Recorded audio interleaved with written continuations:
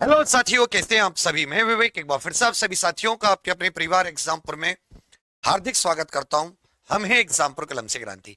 तो सभी साथी आने वाली भर्तियों को लेकर चिंताग्रस्त रहते हैं कि कौन कौन से ऐसी भर्ती, और समय समय पर ये जानकारी देना, एक जानकारी मिलना भी अच्छा होता है, आपको आइडिया लग जाता है।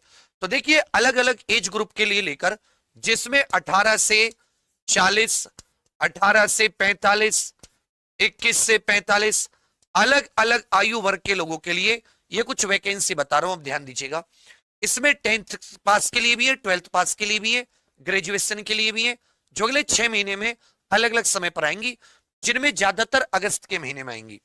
देखिए, 10th पास के लिए देखें, एक एसएससी एमटीएस की वैकेंसी आती है, जिसमें जीके और इंग्लिश के बेस पर पास होते हैं। इसमें अगर आपको मैथ रीजनिंग बहुत कम आता है, नहीं भी आता, तो मैथ रीजनिंग केवल क्वालिफाइंग है, तब भी आपका इसमें सिलेक्शन हो सकता है। फिर आ जाता है साथी रेलवे ग्रुप डी। ये दोनों 10वीं के लिए है और अच्छी खासी आयु होती है इसमें।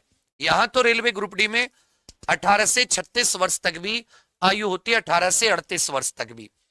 यूपी होमगार्ड की वैकेंसी है सेम टू सेम इसमें, और यूपी ट्रिपल एससी पैड, जो कि इसके 3 साल के स्कोर के आधार पर आप बाकी मुख्य परीक्षाएं दे पाएंगे। इसमें भी साथी आपकी एक वैकेंसी मैंने ऐड नहीं की है, जिसका नाम है एसएससी जीडी, जिसके तहत आरपीएफ कांस्टेबल की वैकेंसी भी आएंगी। ये भी 10th पास के लिए। फिर आ जाती है 12th पास के लिए कुछ वैकेंसी। तब अपनी एज के हिसाब से क्या टारगेट है वो देख सकते हैं। सीएचएसएल की आएगी, अभी किसी भी दिन आने वाली होगी। Railway NTPC 12th under graduate जो होता है, यूपी कांस्टेबल, और ग्राम विकास अधिकारी, ग्राम पंचायत अधिकारी, जो यूपी में यूपी ट्रिपल एससी की ओर से आती है, ये वैकेंसी। फिर ग्रेजुएशन के पास भी भरपूर मौके, जैसे railway NTPC graduate level, UPSI, CPO इत्यादि की। जबकि जो 21 से 40 जनरल ईडब्ल्यूएस, 21 से 45 एससी एसटी ओबीसी साथी हैं, उनके लिए आरओ बहुत अच्छी वैकेंसी है, यूपी बीओ की वैकेंसी। इसके अलावा जो साथी जो ग्रामीण बैंक की वैकेंसी है, ये आपके ग्रामीण बैंक की वैकेंसी होगी। ये मतलब अलग अलग प्रकार की, चाहे आप 10th पास हो तो भी आपके पास भरपूर मौके, 12th पास है तो भी भरपूर मौके, और ग्रेजुएट है तो ग्रेजुएट तो 10 12th अगर एज है तो कोई सी भी दे सकते हैं, कोई सी भी भर सकते हैं। अब देखो, हमेशा जब भी आप तैयारी करो, एक रणनीति ऐसी फॉलो करो, सबसे पहले उसका सिलेबस और एग्जाम पैटर्न क्या, ये देखो उसमें कितनी चीजें आपको, क्योंकि कई बार ऐसा होता है मैथ इत्यादि आपका तैयार है, रीजनिंग तैयार है, जीके तैयार है, तो इंग्लिश या हिंदी या कई में आपको लैंग्वेज मिलेगी भी नहीं। और फिर साथ ही एकदम सीक्वेंस बनाकर, एकदम क्रम से उसको ए टू जेड अच्छे से पढ़ो, बढ़िया टेस्ट सीरीज लगाओ समय से, और हमेशा तैयारी को टाइम दो।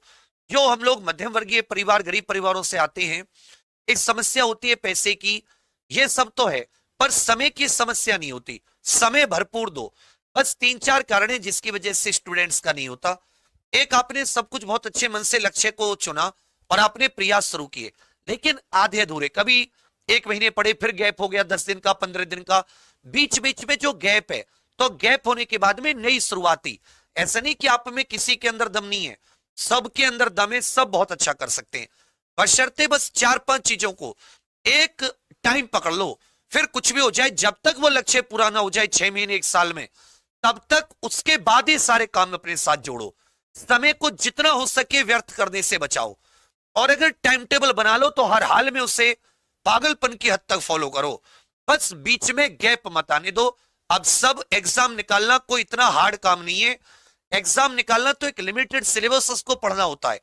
बस ये 2 3 चीजें होती है, जो बीच बीच में गैप हो गया, सारी समस्याएं पूरे संसार की घर की तुम्हें सुलझानी है। जबकि आप ये अच्छे से जानते हैं कि आपके घर की परेशानी तभी सुलझेगी जब आप एक अच्छी नौकरी पाओगे। तो अगर आप तैयारी पे लग रहे हो तो अपना सर्वस्व तैयारी पर, फिर आपके जीवन में उसके अलावा कुछ नहीं होनी चाहिए, ना कोई मित्रता, ना कोई कुछ। जब वो हो जाए लक्ष्य की प्राप्ति, उसके बाद में सैकड़ों मित्र बनाओ, कोई आपको रोकेगा नहीं।